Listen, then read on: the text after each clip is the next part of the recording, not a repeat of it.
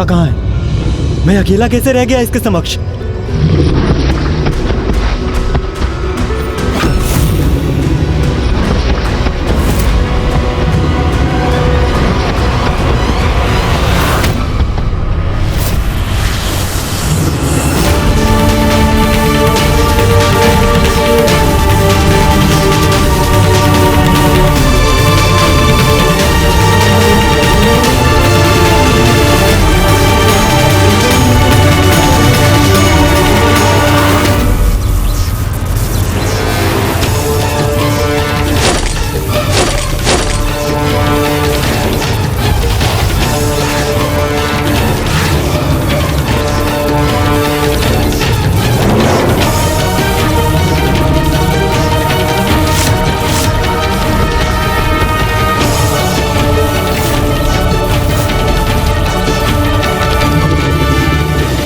महादेव के विचित्र पशु, अब तुम मेरे नियंत्रण में हो। बंधक हो तुम मेरे।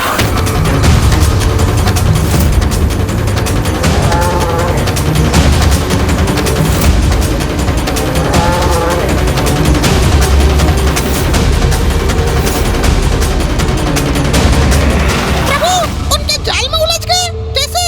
क्यों? मूषक जी, प्रभु उनके जाल में नहीं, अपितु उन पंच सुंदरियों के पंच पुत्र प्रभु के जाल में उलझ गए थे। प्रभु वृषभ तो स्वयं अपने प्रतिद्वंदियों के द्वारा उस रहस्य को उजागर करने जा रहे थे, अर्थात वे श्रीहरि नारायण पुत्रों के अहंकार का लाभ उठाकर वहां पहुंचने के लिए तत्पर थे जहां स्वयं श्री हरि नारायण स्थित थे। और यही थी प्रभु वृषभ की लीला, जो अब सभी के समक्ष उजागर होने जा रही थी, है ना लंकेश? चलो आगे बढ़ो।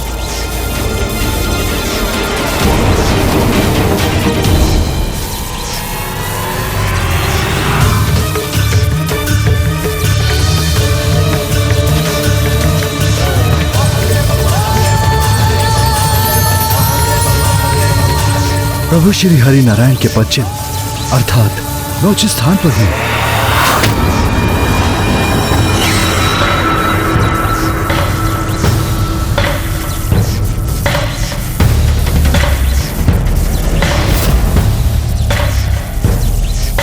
मुझे विश्वास है मैंने आपको ढूंढ ही लिया श्री हरि नारायण।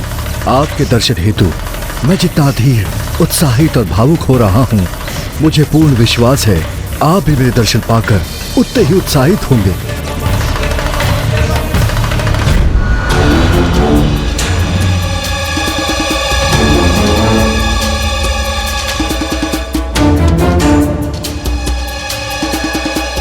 प्रभु, आपको यहाँ की व्यवस्था उचित तो लगी ना? हमने ये सब यहाँ इस कक्ष में विशेष रूप से आपके स्वागत हेतु किया है।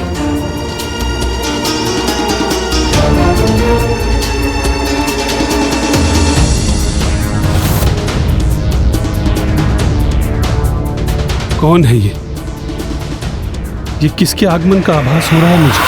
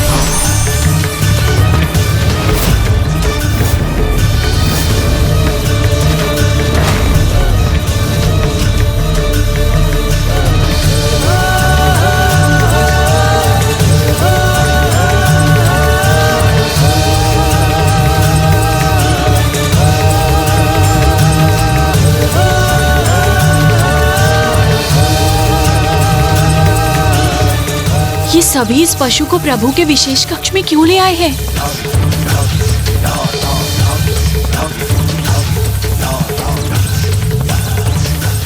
ये नारियां कौन हैं जो मेरे प्रभु श्री हरि नारायण के चारों ओर उनकी सहभागियों के समान स्थित हैं?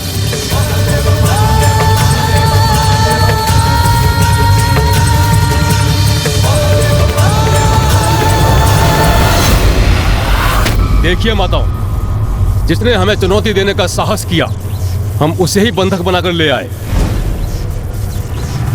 विष्णु पुत्रों को चुनौती देने का परिणाम इतना ही भयंकर होता है। विष्णु पुत्र, ये क्या सुन रहा हूं मैं? माताओं, विष्णु पुत्र अर्थात मैं आप पांचों की तपस्या से अत्यंत प्रसन्न हूँ। सब कुछ भूलकर आ जाइए हमारे पास, यहाँ तक कि देवी लक्ष्मी को भी। तथास्तु, तथास्तु।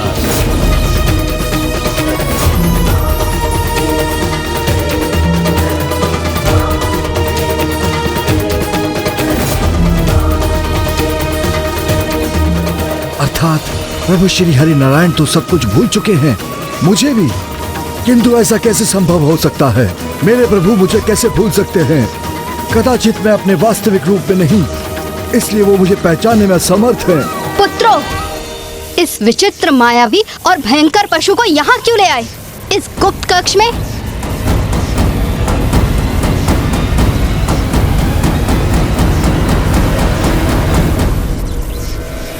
मुझे विश्वास है, मुझे मेरे वास्तविक रूप में देखते ही श्री हरि नारायण मुझे अवश्य पहचान लेंगे।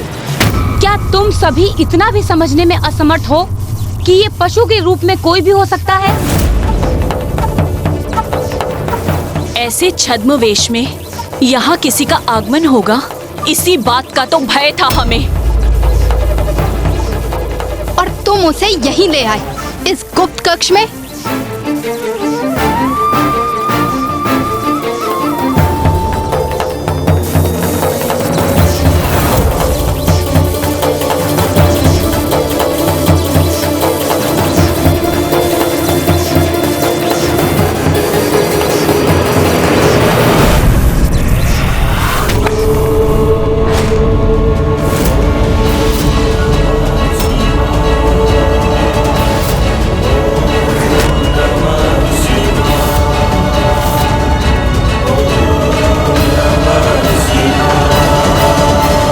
इतना उष्ण कैसे हो गया?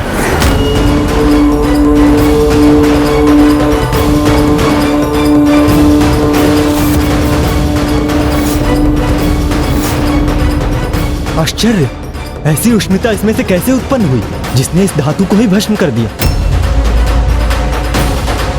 हमने तुम्हें सावधान किया था कि इस छद्म वेश में कोई भी हो सकता है। अवश्य ही ये इसकी माया का परिणाम है। देवी उचित कह रही है। कौन है आप? अपने वास्तविक रूप में आइए।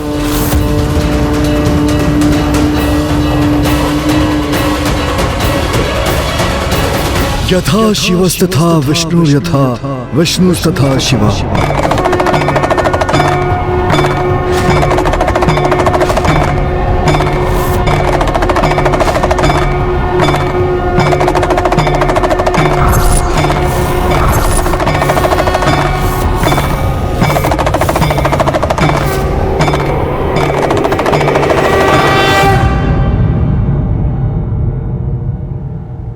यथा शिवस्तथा विष्णु, यथा विष्णुस्तथा शिवा।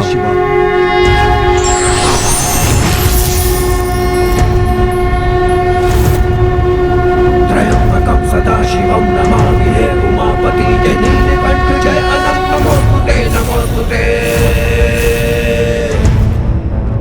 हो भोलेनाथ भक्तों के हो कष्ट से निवारते, ये सृष्टि सारी संकटों से शिव ही है उबारते। शिव?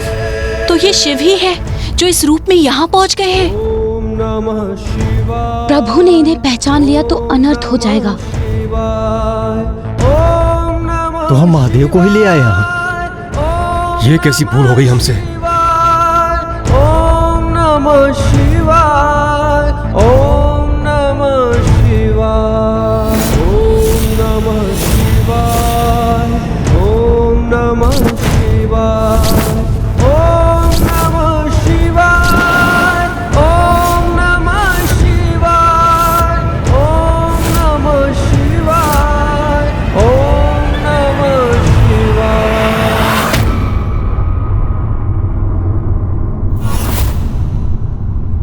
शिव शिव शिव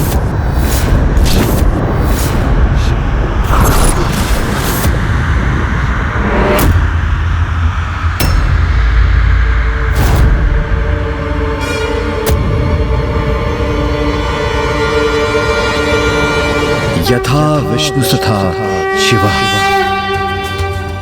अंतरम शिव विष्णुरम पनाक भी न विद्यते। आप भी मैं हूं और मैं भी आप ही हूं। हम दोनों में कोई भेद नहीं।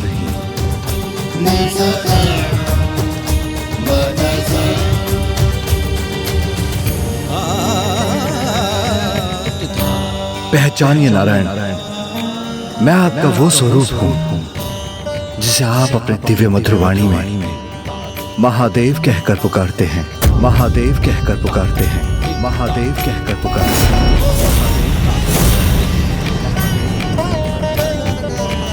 अर्थात जिसकी आशंका थी हमें वही हुआ। महादेव छल से हमारे प्रभु को अपना स्मरण कराकर उन्हें हमसे छीनने आए हैं। आप भी मैं हूं, मैं भी आप ही हूं। हम दोनों में कोई भेद नहीं।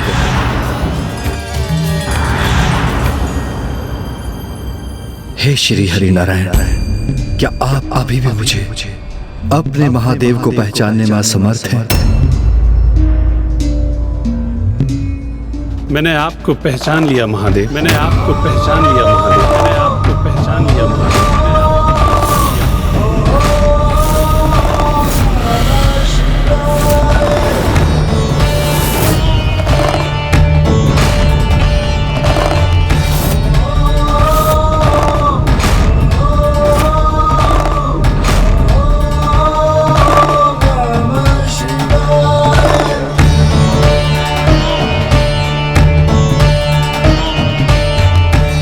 पहचान गए? नहीं, ये नहीं हो सकता। आप साधारण नहीं, अत्यंत दिव्य हैं, वैरागी भी हैं और महायोगी भी। एक अत्यंत प्रचंड योद्धा भी हैं और भोले भी। आपके समक्ष स्थिर रहकर ऐसा आभास होता है जैसे समस्त संसार का तेज आप में ही समाहित है। इसीलिए आपके आगमन का ऐसा अद्भुत अनुभव हुआ था मुझे। भले ही आप मेरे लिए अपरिचित हैं,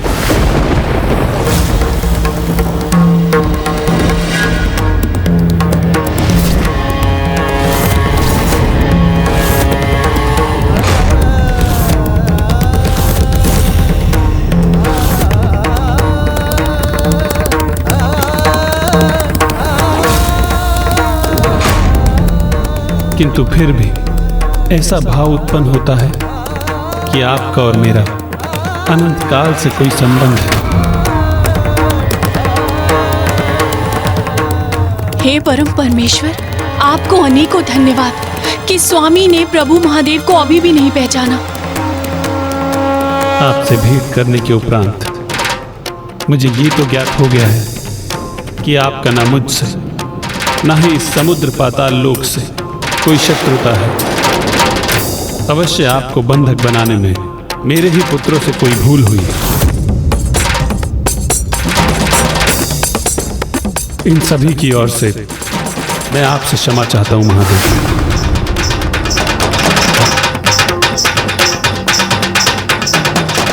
ये तो हमारा सौभाग्य है कि आप जैसे महायोगी के कमल चरण इस पाताल लोक पर पड़े। अब यदि आप यहाँ रुककर हमारा आतिथ्य स्वीकार करना चाहते हैं तो उसकी समूची व्यवस्था की जाएगी। किंतु यदि आप अपनी यात्रा पूर्ण करने हेतु यहाँ से प्रस्थान करना चाहते हैं तो मेरे पुत्र आपको पाताल लोक के द्वार तक सम्मानपूर्वक छोड़कर आएंगे। नारायण ने मेरी समस्त विशेषताओं को तो पहचान लिया, किंतु मुझे नहीं पहचान सके। ये कैसी विडंबना है। महादेव, आपके दर्शन प्राप्त कर मुझे अत्यंत प्रसन्नता हुई। पुत्रों, ये हमारे अतिथि हैं और जब तक ये यहाँ हैं इनके सम्मान में कोई कमी नहीं रहनी चाहिए।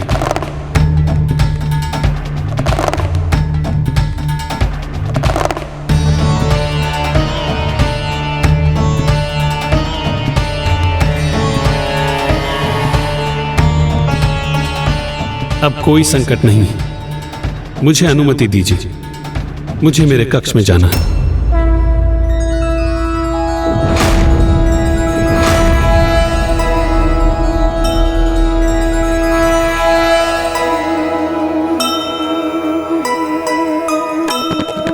कैसी विडंबना है, कैसी ये लीला,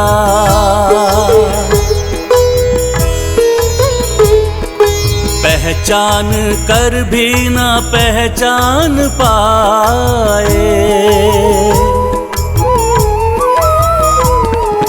विचलित हैं विष्णु, स्तंभित हैं शिव जी, सामने जो हैं उनको ढूंढते ही जाएं।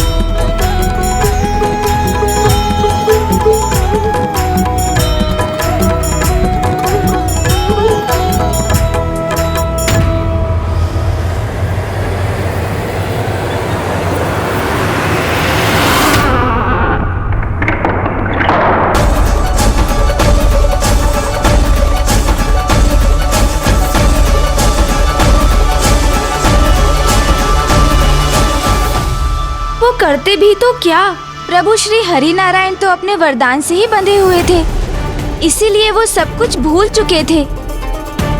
और वैसे भी उचित समय के पूर्व तो कुछ भी नहीं होता। किंतु गौरी पुत्र, उन पंच सुंदरियों को समय से पूर्व ही सब कुछ चाहिए था, इसलिए तो उन्होंने वो सब किया। और अब भी उनके कुटिलता भरे कर्म रुके नहीं थे, इसलिए अब उन्होंने जो किया वो तो उनके विनाश का आरंभ था। प्रणाम है महादेव। अहो भाग्य हमारे कि आप यहाँ पधारे महादेव। और हमारे प्राणनाथ आपको नहीं पहचान सके, इसके लिए हम क्षमा प्रार्थी भी हैं प्रभु। हमें ज्ञात है महादेव, आपका यहाँ आगमन प्रभु श्री हरि नारायण को अपने साथ ले जाने के लिए ही हुआ है, किंतु उन्होंने हमसे विवाह किया है, इसलिए अब उन पर हमारा अधिकार है। हाँ प्रभु, क्योंकि वो हमारे पति और हमारे पुत्रों के पिता हैं। अब उन्हें हमसे कोई दूर नहीं कर सकता। स्वयं आप भी नहीं महादेव, इसलिए अब आपका यहाँ से प्रस्थान करना ही उचित होगा।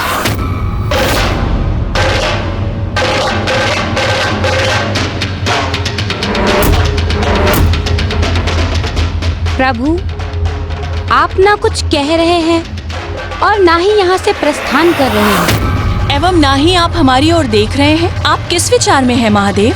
अब आपके समक्ष रिक्त हाथों लौटने के अलावा कोई अन्य मार्ग नहीं है। कुछ तो कहिए प्रभु महादेव।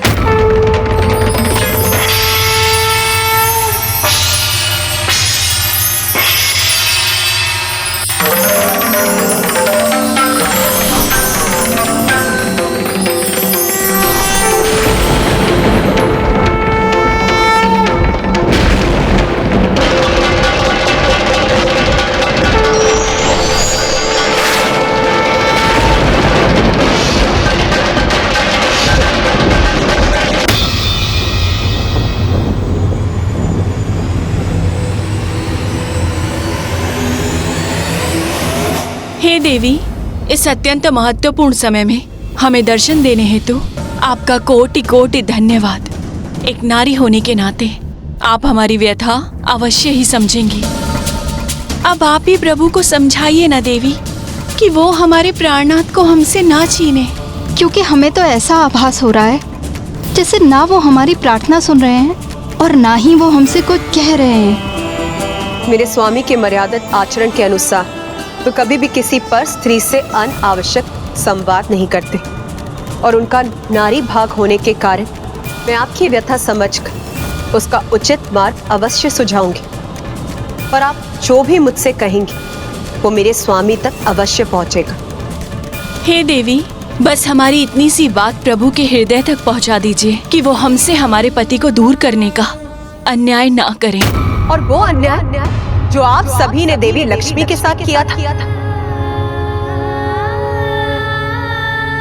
देवी लक्ष्मी के कहने पर श्री हरि नारायण आपके निकट आए, किंतु देवी लक्ष्मी को कहा गया था कि उनके उपकार आप सभी उन्हें ये फल देंगे।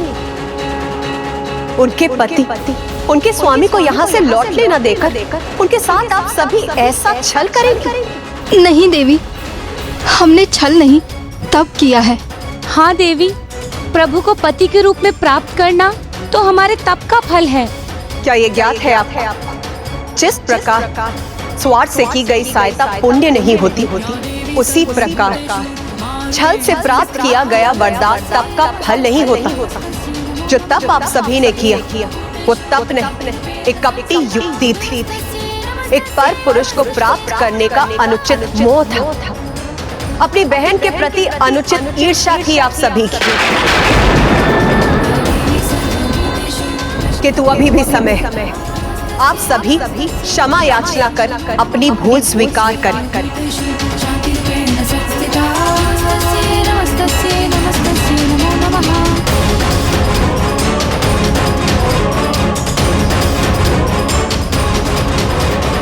अन्यथा आपके इस छल का अत्यंत भयंकर परिणाम होगा। देवी, आप हम पुत्रों के समक्ष हमारी माताओं को चेतावनी देकर बहुत बड़ी भूल कर रही हैं।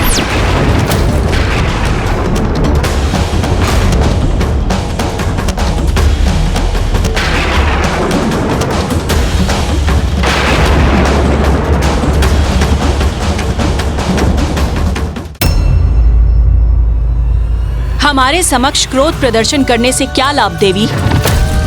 क्योंकि अब ना तो आप और ना ही महादेव हमसे हमारे स्वामी, हमारे प्राणनाथ को दूर करने में समर्थ होंगे। हाँ देवी, क्योंकि जब पूर्व में आपके स्वामी ने इसका प्रयास किया था तो हमारे पुत्रों ने उन्हें बंदी बना लिया था। हाँ, जो प्रभु विष्णुदेव के भी पुत्र हैं एवं उन्हीं के समान शक्तिशाली भी हैं। इस बार आप भी प्रयत्न कर लीजिए, किंतु सफलता तो आपको भी प्राप्त नहीं होगी। फिर चाहे आप दोनों ही उनसे युद्ध भी क्यों ना कर लें।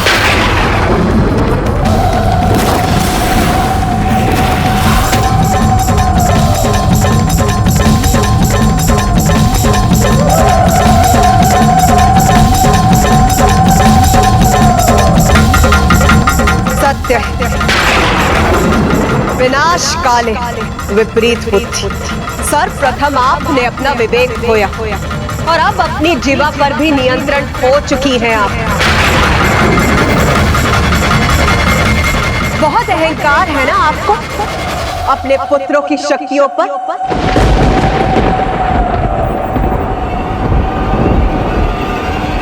फिर उचित, अब आप सभी ने जो कहा वही होगा। युद्ध भूमि में निर्णायक संग्राम होगा।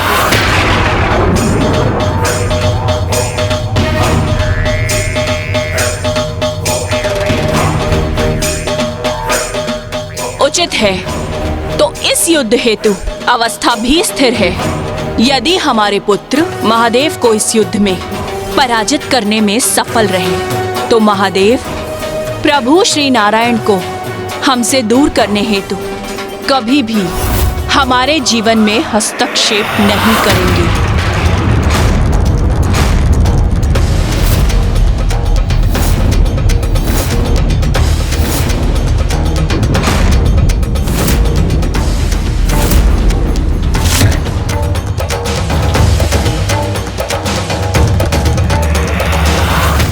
इस प्रकार आरंभ हुआ प्रभु महादेव के वृषभ अवतार और श्री हरि नारायण के 5 पुत्रों के मध्य वो युद्ध, जो वास्तव में धर्म और अधर्म के मध्य एक महायुद्ध था। अकेले प्रभु के समक्ष वो 5 भाई थे। उस अवस्था में भी वो विष्णु पुत्र किसी अन्य से भी सहायता प्राप्त करने उन्हें भी अपने साथ ले आए।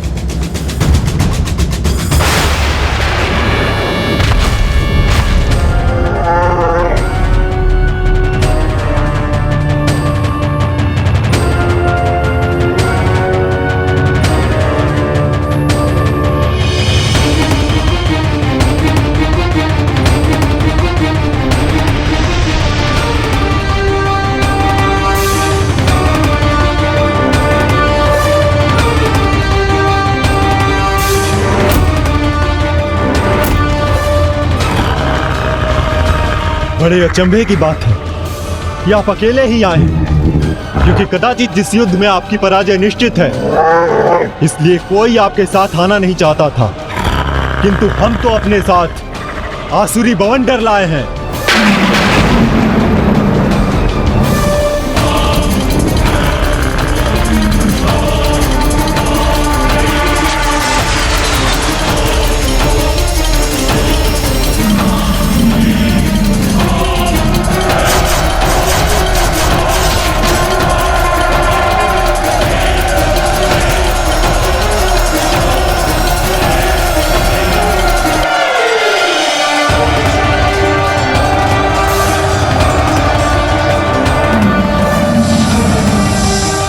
हुआ?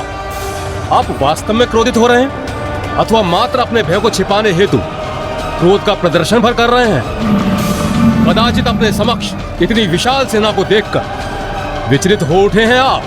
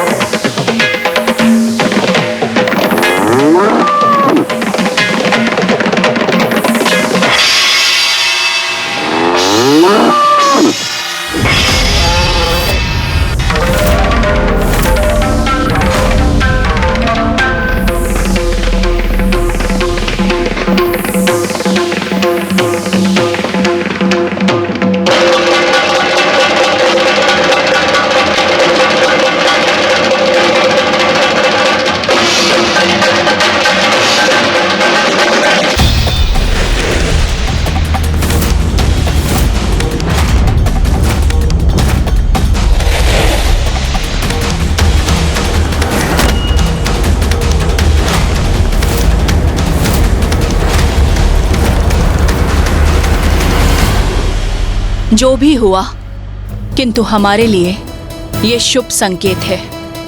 प्रभु श्री वृषभ के समक्ष कोई भी असुर जीवित नहीं रह सकता, किंतु हमारे पुत्रों को कोई क्षति नहीं पहुंची। इसीलिए ये तो स्पष्ट है कि हमारे पुत्र असाधारण हैं, वे अपराजय हैं।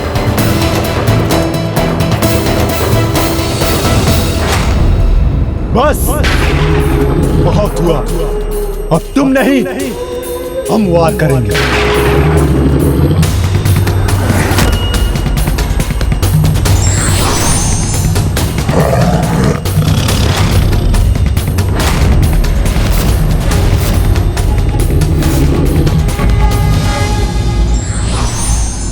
छल से प्राप्त विद्या हो या वरदान, वो एक निश्चित समय के पश्चात अपना प्रभाव अवश्य ही खो देता है।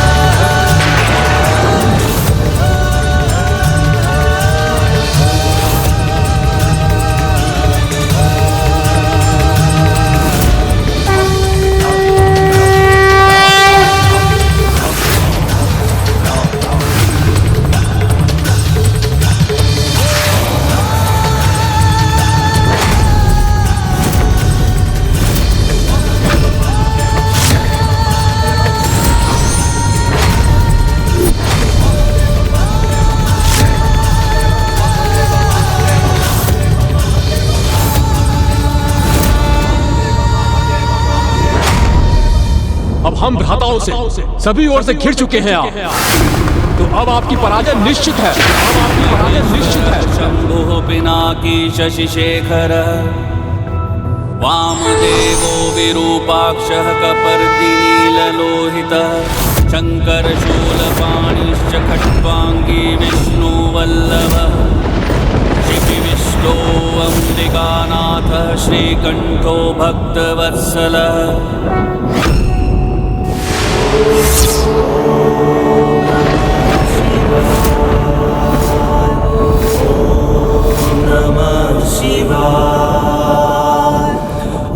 स्वामी के समक्ष तो कोई अधर्मी नहीं टिक सकता। हमारे पंचपुत्रों से युद्ध करने के लिए ये कैसा छल कर रहे हैं महादेव? कहीं वो हमारे पुत्रों को क्षति पहुंचाने में सफल तो नहीं हो जाएंगे?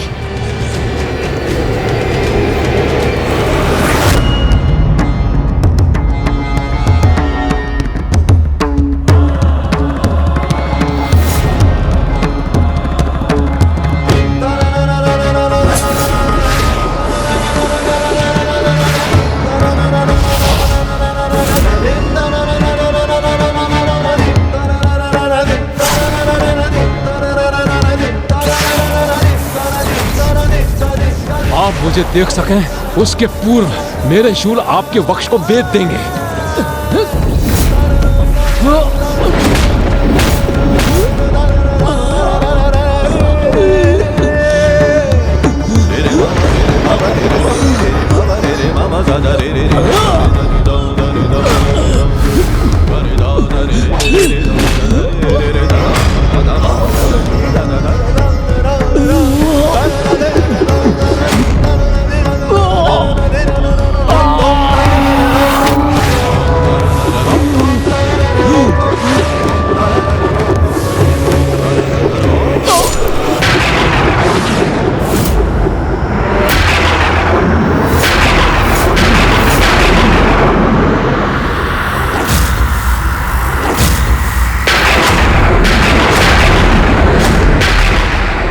देवरांश के वध का प्रतिशोध अब ये बांध लेंगे आपसे।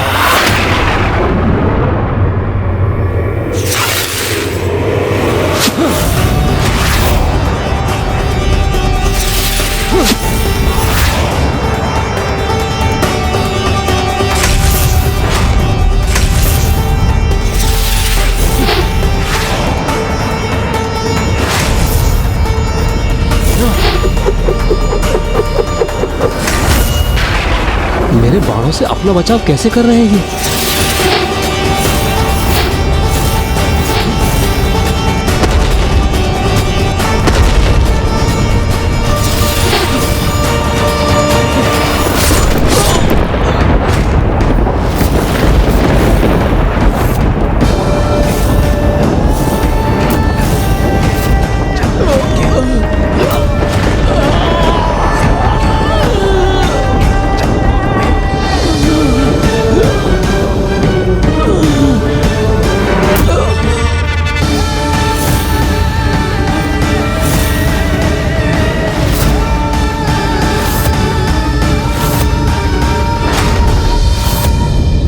मेरे हाथ के प्रहार से कोई सुरक्षित नहीं रह सकता, आप भी नहीं।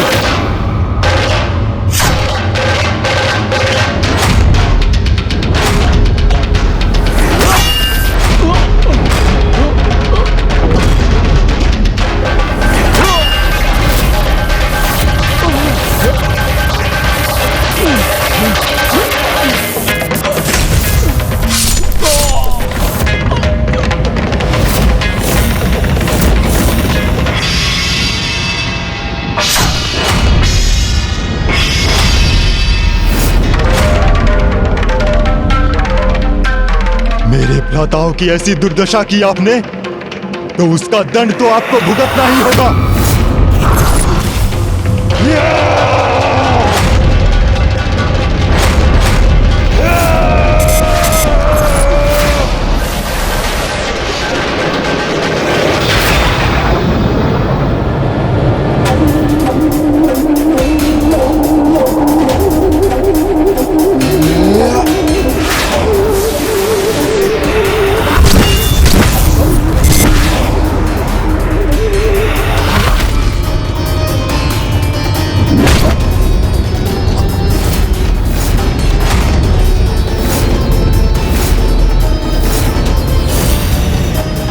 अनर्थ पर अनर्थ हो रहा है। एक एक करके हमारे सारे पुत्रों का वध कर रहे हैं महादेव, और हम इसी प्रकार इस अवस्था में मात्र शोक मनाने के लिए विवश हैं। मेरे भ्राताओं से युद्ध करने हेतु आप 1 से 5 में परिवर्तित हो गए, किंतु मैं एक ही आपके लिए पर्याप्त हूं। अब देखिए मेरी गर्जना का प्रकोप कैसे आपको आहत करता है।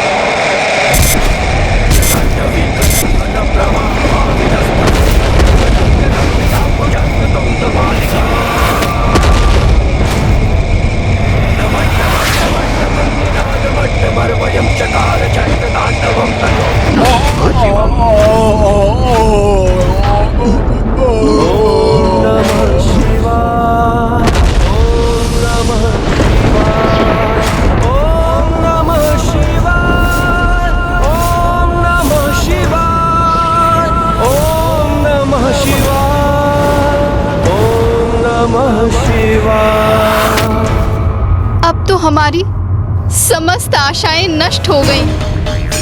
हमारे पुत्र बलधर और गर्जन भी मृत्यु को प्राप्त हुए।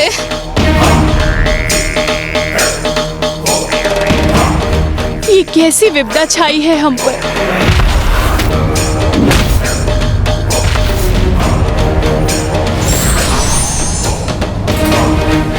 अब हम क्या करेंगे?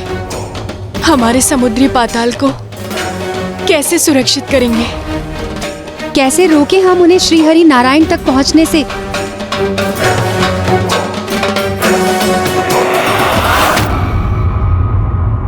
मुझे आशा है कि अब अपना सर्वस्व खोने के उपरांत तो पंच सुंदरियां ये समझ गई होंगी कि उनकी ये ईर्ष्या और उनका अनुचित मोह उन्हें मात्र विनाश के पथ पर ले जाने वाला था। नहीं गौरी पुत्र, उनकी ममता में अभी भी इतनी शक्ति नहीं थी जितना पर पुरुष नारायण के लिए उनका मोह और अपनी बहन देवी लक्ष्मी के प्रति उनकी ईर्ष्या।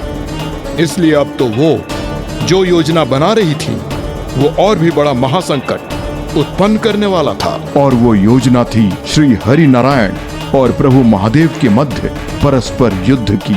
और उस युद्ध को अति आवश्यक बनाने के लिए उन्होंने बड़ी ही चतुराई से उनके 5 पुत्रों के वध का दोषी श्री हरि नारायण को ही बनाने का निश्चय कर लिया।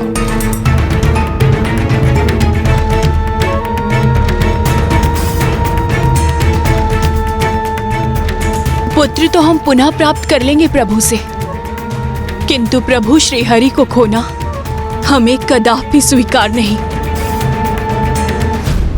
ये तो तभी संभव है जब श्री हरि नारायण महादेव से युद्ध करें और उन्हें परास्त करके वापस लौटने के लिए विवश कर दें। और उन्हें परास्त करके वापस लौटने के लिए विवश कर दें। किंतु ये कैसे संभव है? ऐसा ही हुआ है प्रभु, और ये आपके ही कारण हुआ है। मेरे कारण? हाँ प्रभु, आप ही के कारण। जिनका आपने अतिथि रूप में सत्कार करने को कहा था, उन्होंने ही आपके पुत्रों को बड़ी निर्ममता से संहार किया है प्रभु। जिनको आपने इतने मान और सम्मान से द्वार तक छोड़कर आने का आदेश दिया था, उन्होंने ही आपके पुत्रों को मृत्यु के द्वार पर धकेल दिया। जिनकी प्रशंसा में आपने उन्हें दिव्य महायोगी पुकारा था, उन्होंने ही हमसे हमारा मातृत्व सुख छीन लिया। हम पांचों के मातृत्व का ही नहीं प्रभु, अभी तो संपूर्ण पाताल लोक के सैनिकों का वध कर अनेकों माताओं को संतानहीन कर दिया है प्रभु। आपके उस अतिथि ने असंख्य सुहागनों की मांग उजाड़ दी है और अब उसका प्रतिशोध एकमात्र आप ही ले सकते हैं। हाँ प्रभु, एकमात्र आप ही हैं जो दोषी को दोष का दंड दे सकते हैं। एकमात्र आप ही हैं जो पाताल लोक पर छाए इस संकट से समुद्री पाताल की रक्षा कर सकते हैं। अन्यथा यहाँ के भावी विनाश का संपूर्ण दोष आपका ही होगा।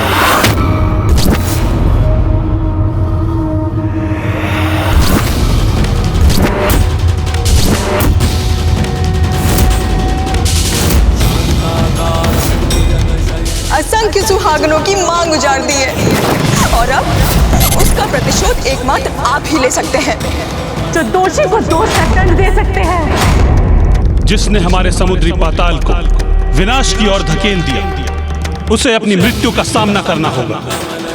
युद्ध में मेरे समक्ष आकर मुझसे संघर्ष करना होगा। युद्ध में मेरे समक्ष आकर मुझसे संघर्ष करना होगा।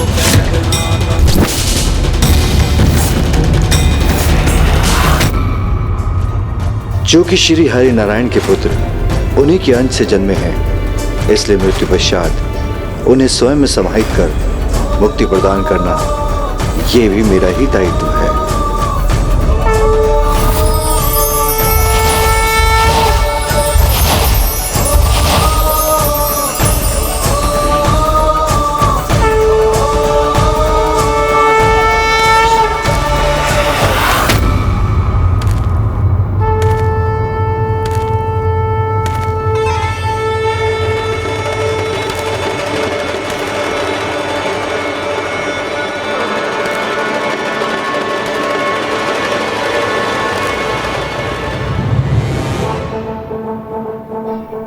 कदाचित प्रभु श्री हरि नारायण को मेरा स्मरण हो आया है, इसीलिए वो स्वयं आए हैं मेरे सम्मुख। प्रभु,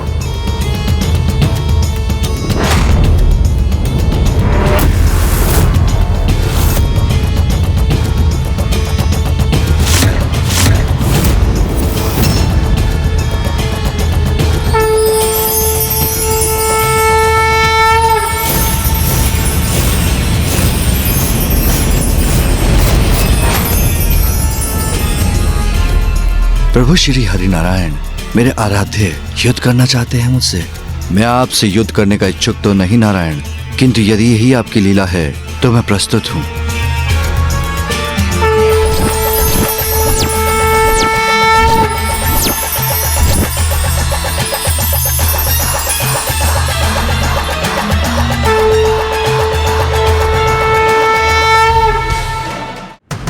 ये कैसी लीला थी प्रभु की? जगत के पालनहार स्वयं जगत पिता के समक्ष उनसे युद्ध करने को तत्पर थे।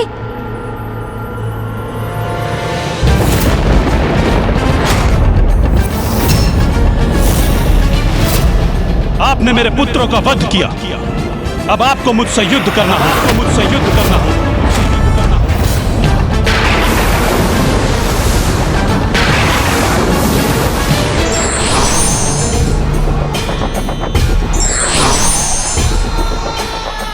मैं आपसे युद्ध करने का इच्छुक तो नहीं नारायण, किंतु यदि यही आपकी लीला है तो मैं प्रस्तुत हूं।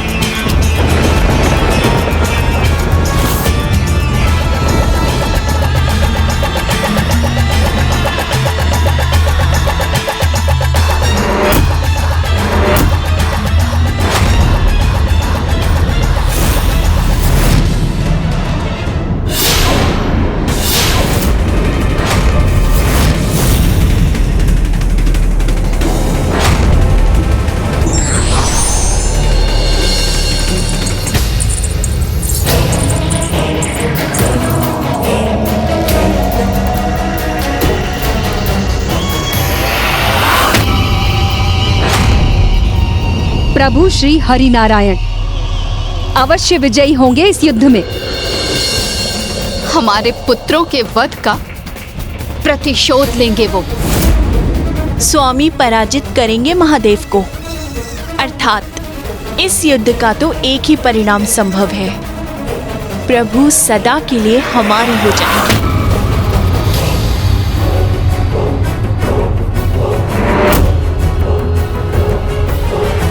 जब कोई स्वयं अपने विनाश के बवंडर में प्रवेश करने के लिए तत्पर हो, तब उनके सभी पाप आचरण, उनके सभी विकार, काम, क्रोध, लोभ, मोह, मद, मत्सर चरम पर होते हैं और उनकी दृष्टि भी वही देख पाती है जो वो देखना चाहते हैं। और यही हुआ था उन पंच सुंदरियों के साथ। किसी भी कार्य के पूर्व सर्वप्रथम हमें अपने विकारों को नष्ट कर अपने विवेक को जागृत करना अनिवार्य है। तभी उचित विचार के साथ हम उस कार्य को करने में समर्थ होते हैं। आपने सर्वथा उचित कहा गौरी पुत्र। मुझे आप में एक अनूठे तेज, महानता और प्रभुत्व के दर्शन हुए थे, किंतु आपने परिचय दिया अपने क्रोध का, अपनी क्रूरता का। आपने न केवल मेरे 5 पुत्रों का वध किया, अपितु समुद्री पाताल लोक की कई संतानों का वध किया।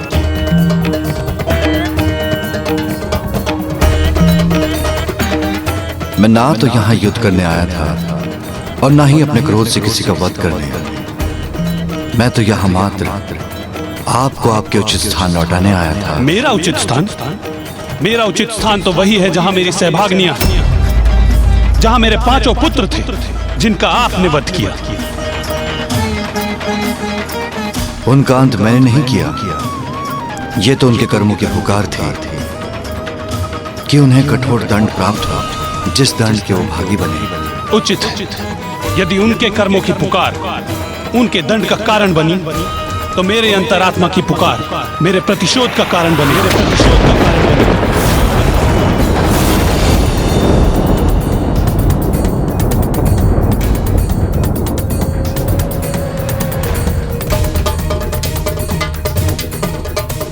नहीं श्री हरि नारायण, प्रतिशोध का भाव आपकी अंतरात्मा की पुकार के कारण नहीं, उन विचारों के कारण है जिन्हें आपके हृदय में स्थित किया गया है। बस महादेव, जिन शब्दों को सुनकर मैंने आपका अतिथि रूप में मान सम्मान किया, अब मैं आपके इन सरल और भोले शब्दों का स्वयं पर कोई प्रभाव नहीं पड़ने दूंगा। अब शत्रु मानकर आप पर प्रहार करूंगा मैं।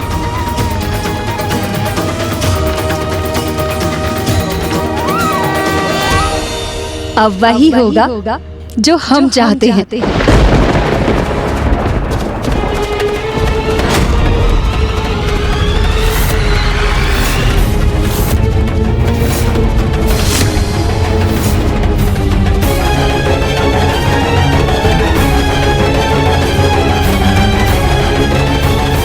अब हमारे प्राणनाथ, हमारे प्रभु, हमारे पुत्रों के अंत का प्रतिशोध लेंगे।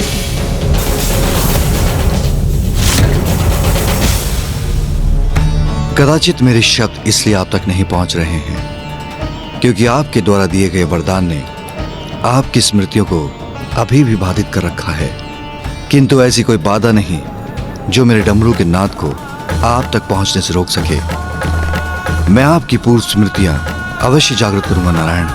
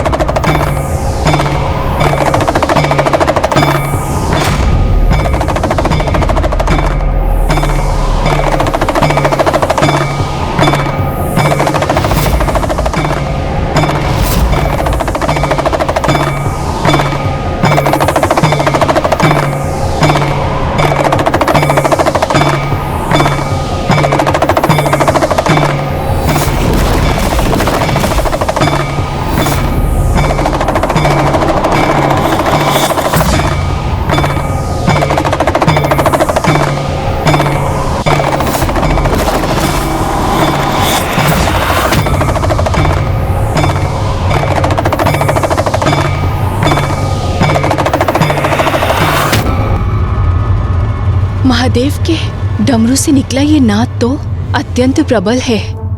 कहीं ऐसा ना हो उसका श्रवण कर प्रभु की स्मृति लौट आए। तब तो हमें प्रभु को महादेव की इस युक्ति से रक्षित करना होगा।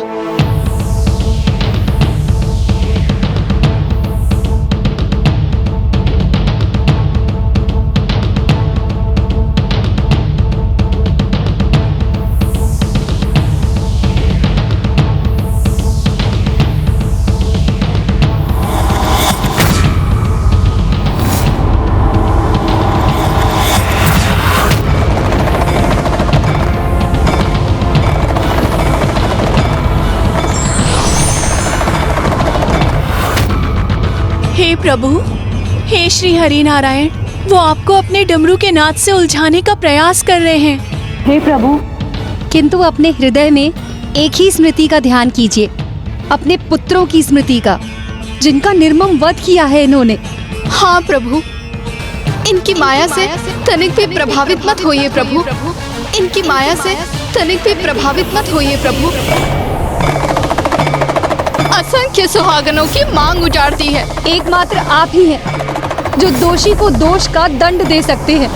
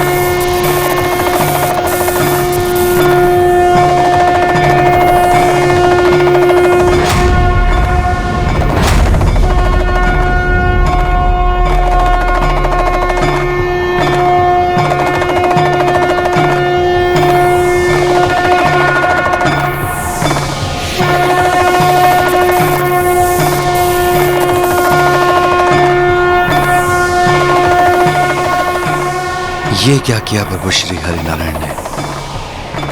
अपने शंखनाद से मेरे डमरू के स्वर को स्वयं तक पहुंचने से क्यों रोक दिया?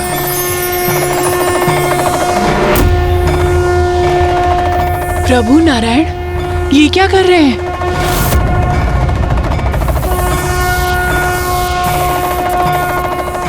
अपने शंखनाद से क्या करना चाहते हैं वो?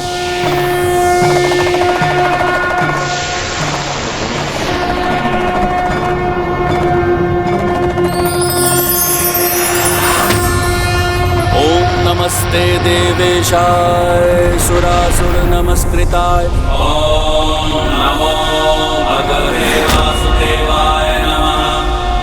ओम नमो भगवते वासुदेवाय नमः। लोक्य प्रभवेश्वराय हराय हरिनेत्राय युगान्तकरणायानलाय। ओम नमो भगवते वासुदेवाय नमः। महादंशिणे कालाय महेश्वराय पुष्पदंताय विभागाय मुखाय सर्वहराय। ओम नमो भगवते वासुदेवाय नमः। ओम नमो नमः।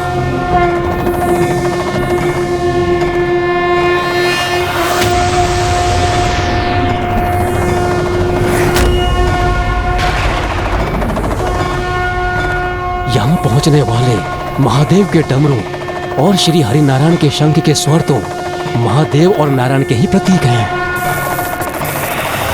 यदि इनका संयोग हुआ तो समस्त ब्रह्मांड में इनका संयुक्त विस्तार ब्रह्मांड को पावन कर देगा। किंतु इनका परस्पर विरोध और टकराव एक ऐसा विनाशक विध्वंस उत्पन्न करेगा जिससे संपूर्ण संसार का सर्वनाश निश्चित है।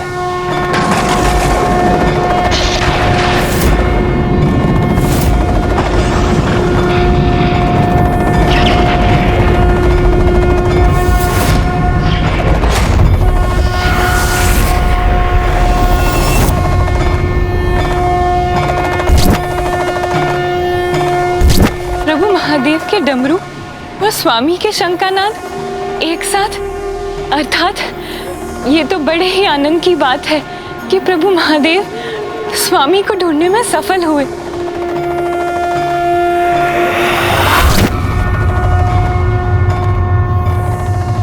किंतु ये दोनों स्वर एक दूसरे से पृथक क्यों हैं? जैसे इनके मध्य कोई स्पर्धा चल रही हो।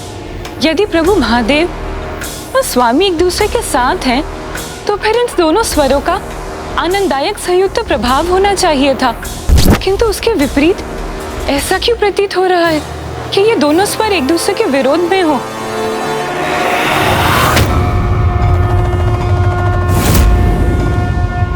इसके पूर्व की स्थिति नियंत्रण से बाहर हो जाए, उचित तो यही होगा कि पंच सुंदरियां अपनी भूल को स्वीकार कर भ्राता श्री हरि नारायण को उनके वरदान के बंधन से मुक्त कर दे।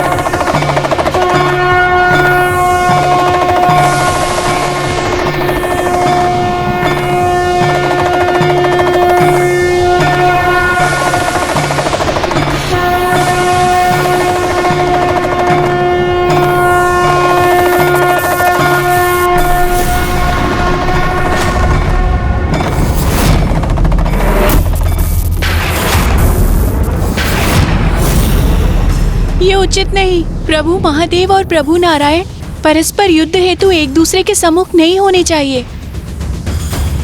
कहीं हमसे कोई भयंकर भूल तो नहीं हो गई?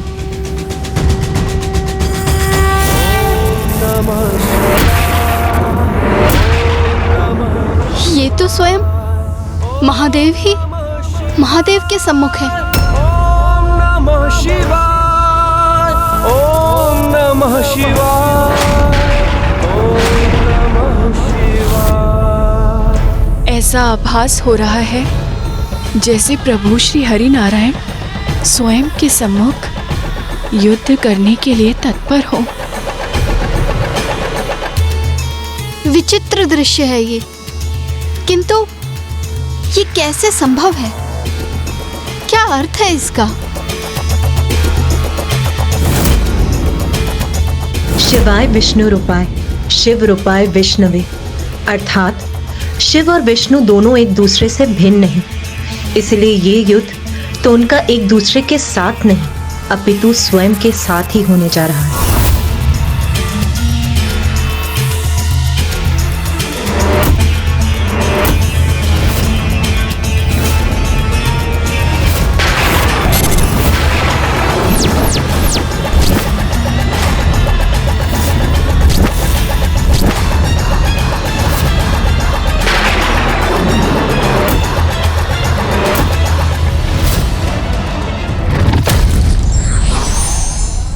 निज स्वार्थ सिद्धि में मनुष्य को इतना भी नेत्रहीन नहीं होना चाहिए कि उसे भावी संकट के बारे में कुछ ज्ञात ही ना हो।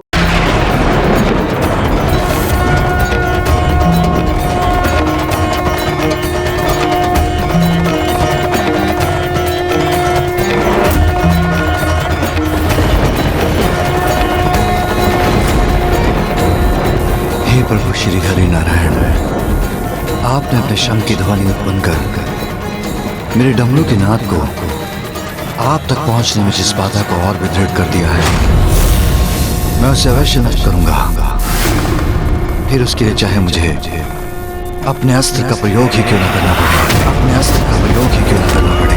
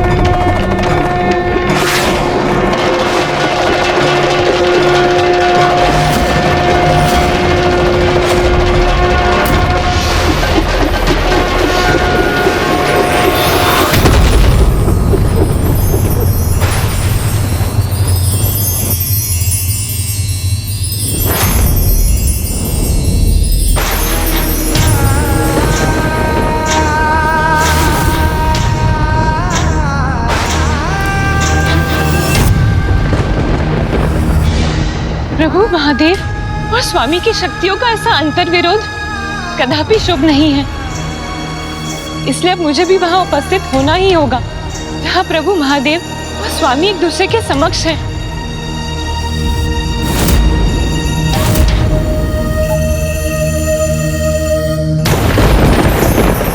इतना अद्भुत प्रकाश!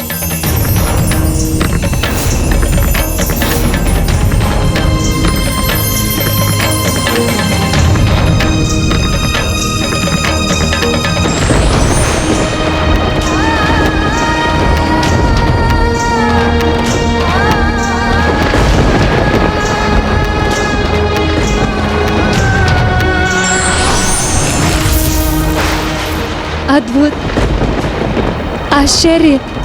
प्रभु महादेव और प्रभु श्री हरि नारायण के सौम्य रूप में उनके दर्शन करने का अद्भुत सौभाग्य प्राप्त हो रहा है हमें।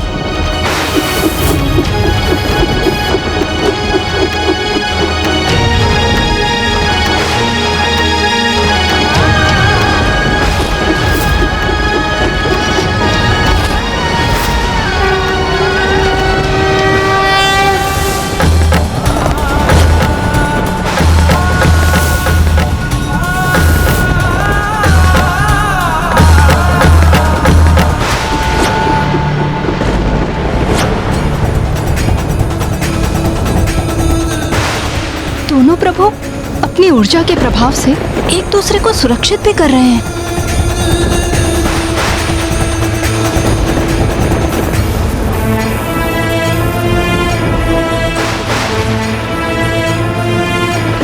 निस्वार्थ प्रेम का कितना अनूठा उदाहरण है ये। भले ही श्री हरि नारायण सब कुछ भूल चुके हों, किंतु उनके अंतर मन में अभी भी महादेव के प्रति अगाध भक्ति और प्रेम है, और कदाचित इसीलिए उनका ही अंश उनके विरुद्ध जाकर महादेव को रक्षित भी कर रहा है।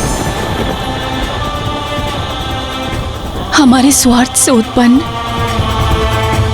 प्रभु के प्रति हमारा मोह सर्वथा अनुचित था, जिसके कारण हमने दोनों प्रभु के मध्य टकराव की स्थिति उत्पन्न करवा दी। प्रभु श्री हरि नारायण का चक्र और प्रभु महादेव का त्रिशूल, ये दोनों अस्त्र होते हुए भी एक दूसरे को नष्ट करने में असमर्थ थे, क्योंकि इनके माध्यम से दोनों प्रभु का परस्पर स्नेह ही प्रदर्शित हो रहा था। इसीलिए इनके टकराव से जो प्रकाश उत्पन्न हुआ, उसने पंच सुंदरियों के भीतर लोभ और मोह के शेष विकारों को भी नष्ट कर दिया, जिसके कारण वो अनुचित मोह और अटूट स्नेह के भेद को पहचानने में समर्थ हुई। किंतु प्रभु, मैं अभी भी एक दुविधा में हूँ। यदि प्रभु श्री हरि नारायण और महादेव के अंश एक दूसरे को रक्षित कर रहे थे, तो फिर भी आपस में युद्ध क्यों कर रहे थे? ये इसलिए मूषक जी, क्योंकि प्रभु श्री हरि नारायण को अभी भी कुछ स्मरण नहीं आया था। वो तो पंच सुंदरियों को दिए हुए वरदान से अभी भी बंधे हुए थे, और जब तक वो उस स्थिति से बाहर नहीं आते, तब तक उस युद्ध को रोकने का कोई उपाय शेष नहीं था। और अब इस युद्ध में वो होने जा रहा था जिसे कोई नहीं टाल सकता था। एक ओर मेरे प्रभु महादेव ने पशुपतास्त्र का आवाहन कर लिया था, तो वहीं श्री हरि नारायण ने अपने नारायण अस्त्र का, वो नारायण अस्त्र जिसमें समस्त ब्रह्मांड की समस्त ऊर्जा संचित है।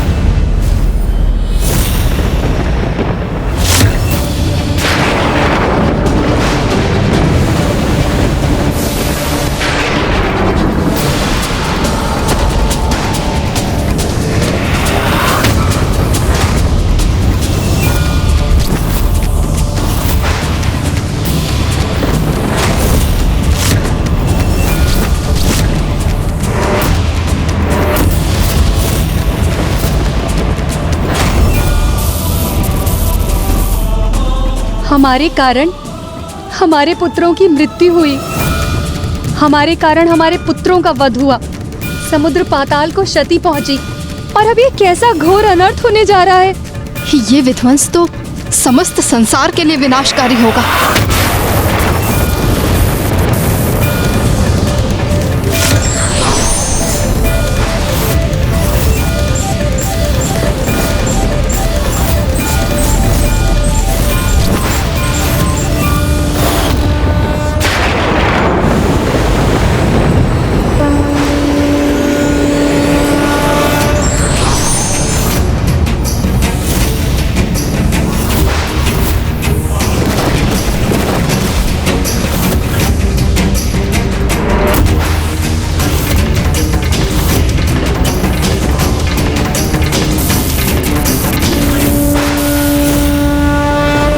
मैं आपसे संघर्ष तब तक करता रहूंगा जब तक कि आपकी स्मृति लौट नहीं आती श्री हरिनारायण। और मुझे पूर्ण विश्वास है ऐसा अवश्य होगा।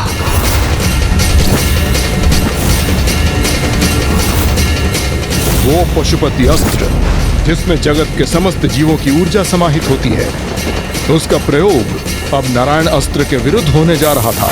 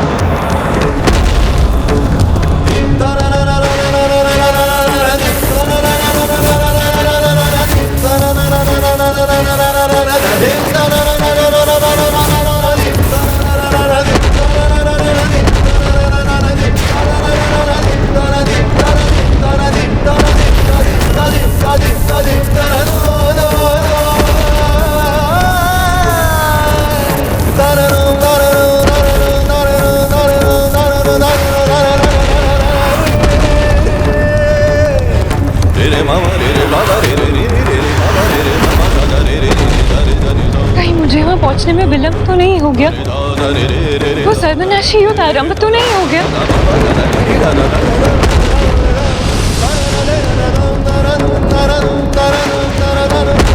हमें शीघ्र वहाँ पहुँचना होगा।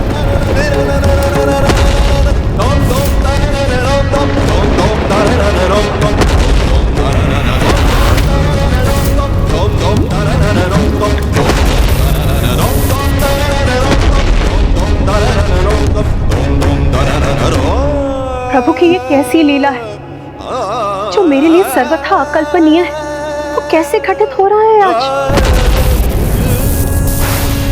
स्वामी और श्री हरि नारायण परस्पर युद्ध करने के लिए क्यों तत्पर हो उठे?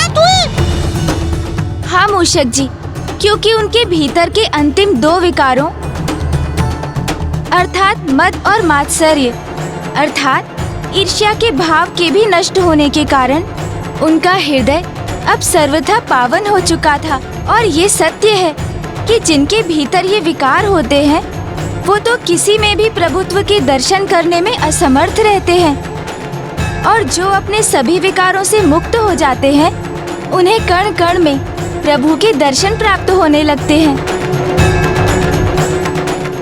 और अब वही हो रहा था उन पंच सुंदरियों के साथ।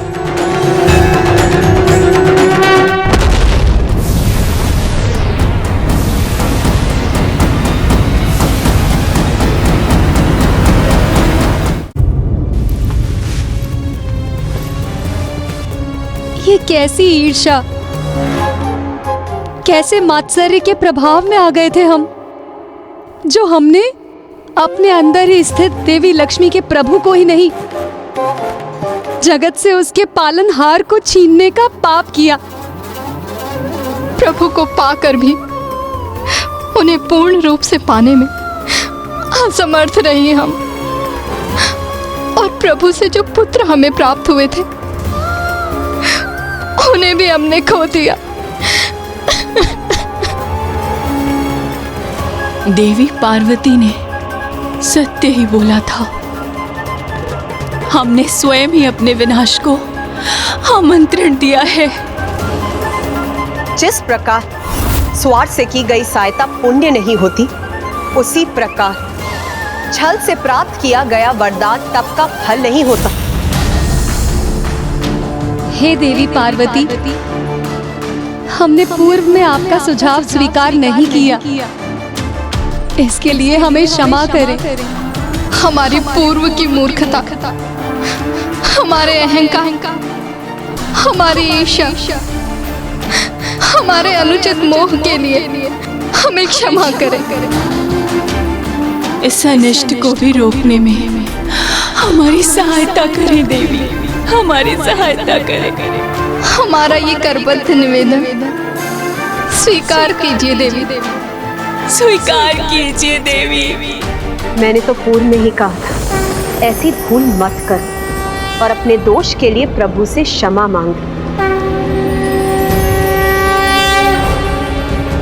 मुक्त कर दो श्री हरि नारायण को अपने वरदान के बंधन से और लौटा दो उनको उनकी अर्धांगिनी देवी लक्ष्मी।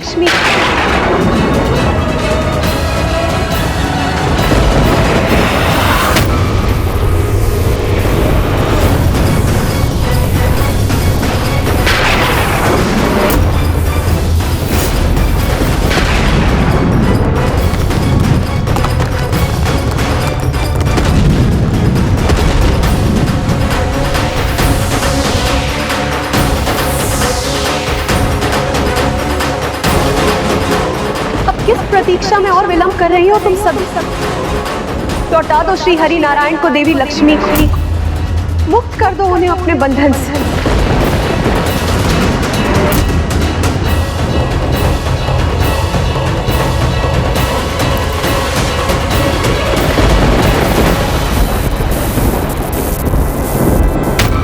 हम आपको हमारे वरदान के प्रभाव से मुक्त करते हैं प्रभु। अब आपको न महादेव, न देवी लक्ष्मी और न ही उस जगत को भूलने की आवश्यकता है जिसके पालनहार हैं आप। लौट जाइए अपनों के पास, लौट जाइए अपनों के पास, लौट जाइए अपनों के पास, लौट जाइए अपनों के पास।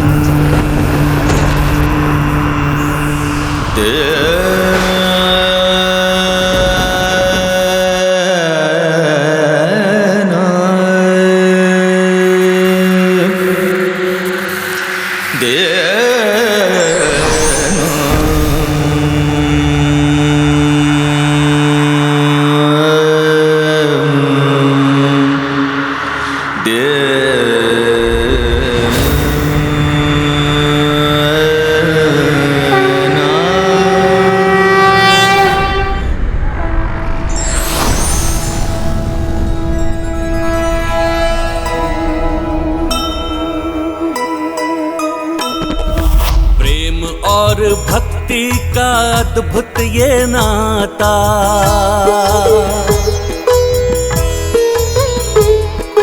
विष्णु और शिव जी के प्रेम को दर्शाए।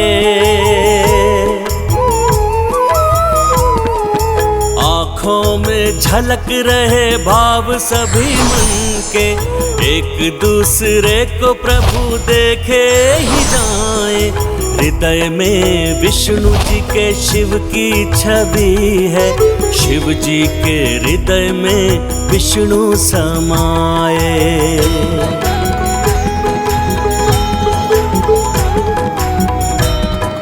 महादेव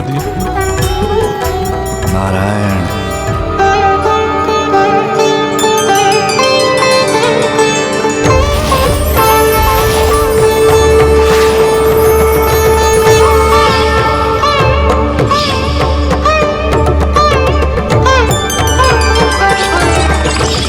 देवी लक्ष्मी,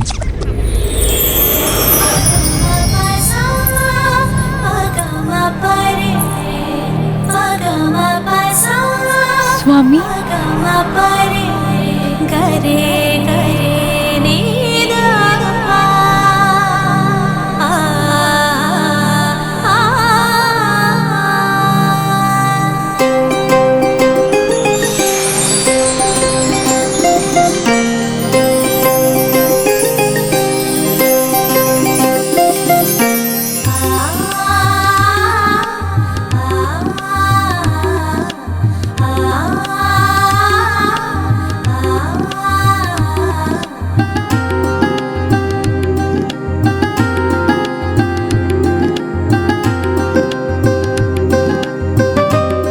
स्वामी,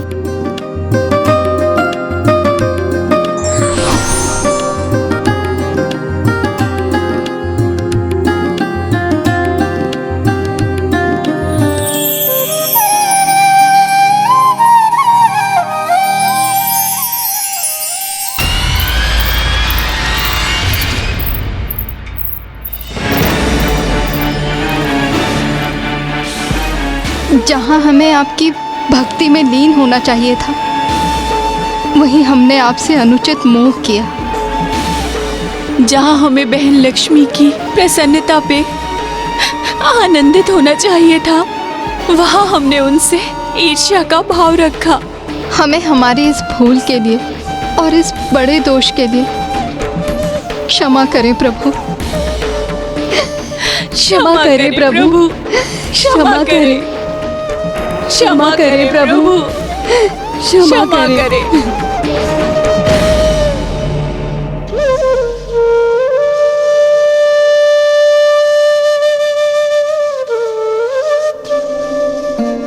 अब तो आप सभी को मात्र महादेव ही क्षमा कर सकते हैं।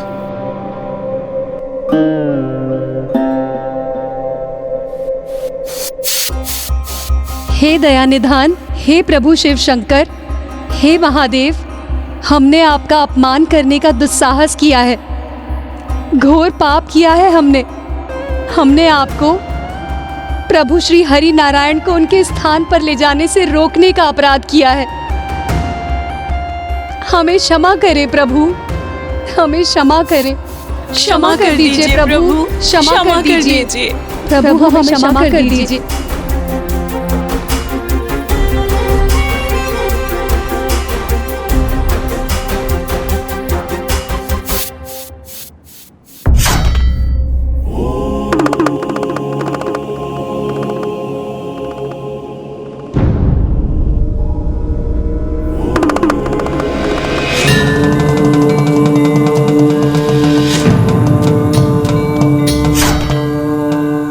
जो अपना नहीं पराया हो, उसके प्रति मोह का अर्थ मात्सर्य अर्थात ईर्ष्या, और मात्सर्य का अर्थ तो विनाश ही है। प्रत्येक जीव को इसका सदैव ध्यान रखना चाहिए, क्योंकि जब भी ईर्ष्या का जन्म होता है तो वो ईर्ष्या सर्वनाश के साथ ही मिटती है।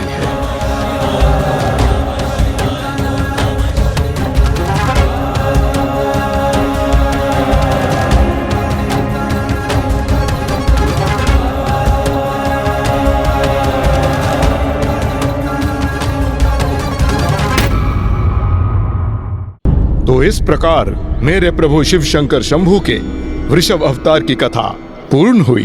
अर्थात प्रभु ने अपने प्रभु वृषभ अवतार से उत्तम जीवन का एक नवीन सूत्र स्थापित किया कि कभी भी किसी पराई वस्तु अथवा व्यक्ति के प्रति मोहित नहीं होना चाहिए, और ना ही किसी भी प्रकार की ईर्ष्या को अपने हृदय में स्थान देना चाहिए, क्योंकि जो पराया है वो कभी अपना नहीं हो सकता।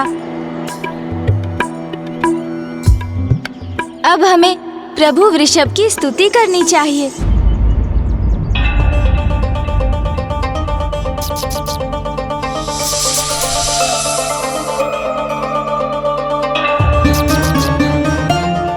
गौरीपुत्र, मूषक जी स्वयं छोटे आकार के हैं, उनका हृदय भी छोटा ही है, इसलिए कदाचित हमारे द्वारा प्रभु की स्तुति के उपरांत जब प्रभु यहाँ प्रकट होंगे तो उनके इतने उग्र अवतार के दर्शन करने से वो विचलित न हो जाए। गौरीपुत्र, मूषक जी ने तो कोई भूल नहीं की है लंकेश।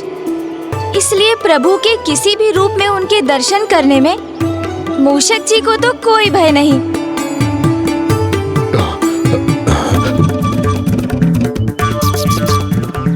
किंतु गौरीपुत्र,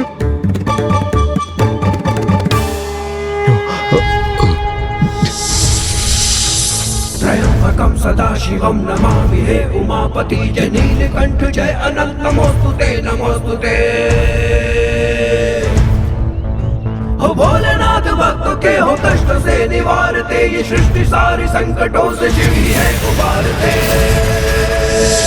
ओम नमः शिवाय, ओम नमः शिवाय, ओम नमः शिवाय, ओम नमः शिवाय, ओम नमः शिवाय, ओम नमः शिवाय। जो भक्तों के आह्वान को विष्णु जी पाताल लोक गए, वरदान वश हो स्त्रियों के संग ही रहने लगे।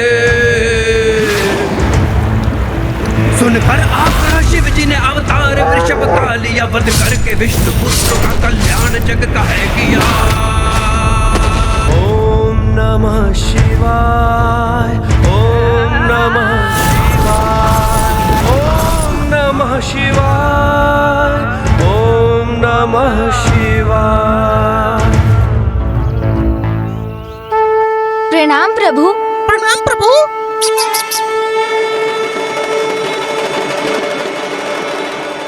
लंकेश रावण का भी प्रणाम स्वीकार कीजिए प्रभु।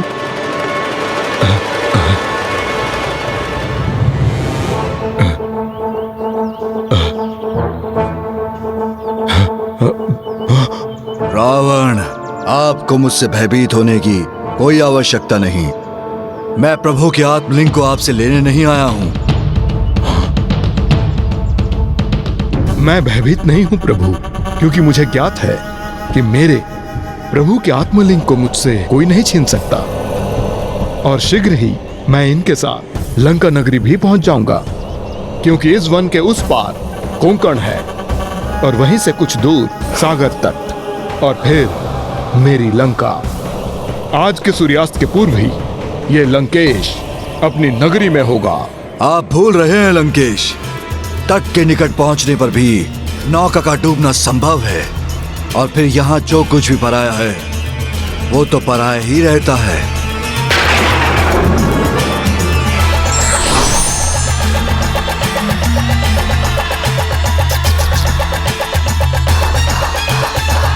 अब आप कहाँ खो गए लंकेश?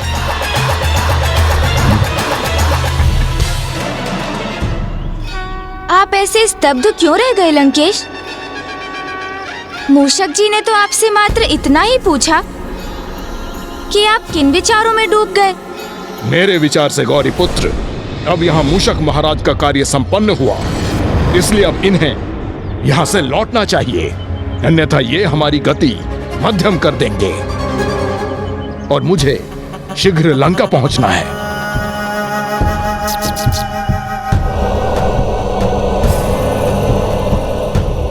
वैसे भी आगे इस वन के मार्ग में सर्प और अजगर हैं। तब तो आप दोनों ही आगे बढ़िए, मैं स्वयं ही लौट जाता हूँ।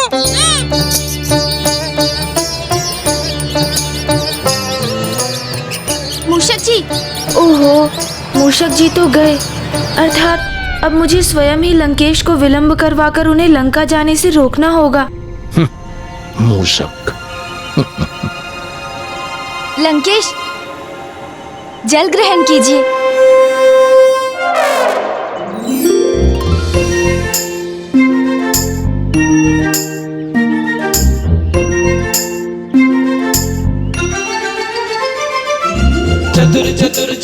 क्या हुआ गौरी पुत्र, अब आप कहाँ खो गए? मैं तो बस इसी को लेकर चिंतित हूँ लंकेश, कि कहीं प्रभु वृषभ के वचन सत्य ना हो जाएं। किंतु आप तो उन्हें लेकर तनिक भी व्यथित नहीं।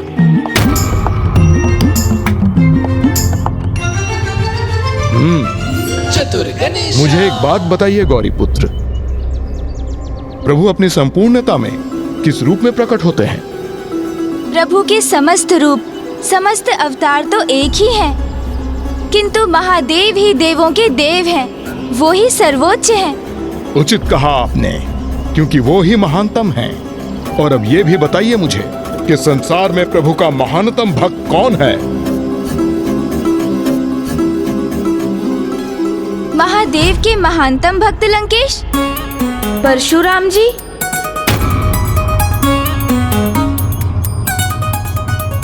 गौरी पुत्र, मैं आपसे प्रभु शिव शंकर शंभु के महानतम भक्त को लेकर प्रश्न कर रहा हूँ। ओह, वो तो भक्त मार्कंडेय हुए लंकेश। उचित है, ऋषि मार्कंडेय प्रभु के महान भक्त अवश्य हैं, किंतु मैंने तो उनके महानतम भक्त के विषय में पूछा था, जो मैं हूँ। और प्रभु के महानतम भक्त के साथ कुछ भी अनुचित कैसे घटित हो सकता है? इसलिए मुझे कोई चिंता नहीं। अवश्य।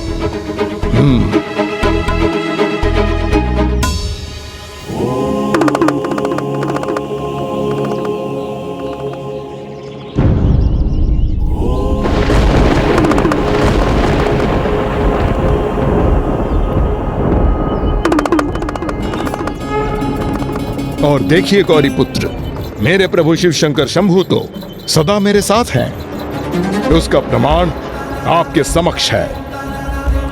प्रणाम पिताश्री। और प्रभु के इस कृष्ण रूप के दर्शन से मुझे उनके कृष्ण दर्शन अवतार का स्मरण हुआ है।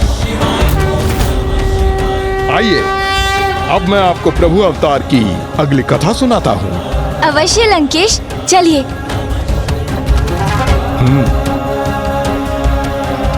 वो कृष्ण दर्शन अवतार जिन्होंने जगत को ये सीख दी कि कभी किसी वस्तु अथवा यहाँ तक कि स्वयं अपने पुण्यों के प्रति कोई आस्तिक नहीं होना चाहिए। ओम नमः शिवाय, ओम नमः शिवाय, ओम नमः शिवाय, ओम नमः शिवाय, ओम नमः शिवाय, ओम नमः शिवाय। मैं शब्द अहंकार का सूचक है, इससे स्वयं को सदैव ही दूर रखना चाहिए, क्योंकि एक भक्त की महानता वो स्वयं नहीं अपितु संसार ही नियत करता है।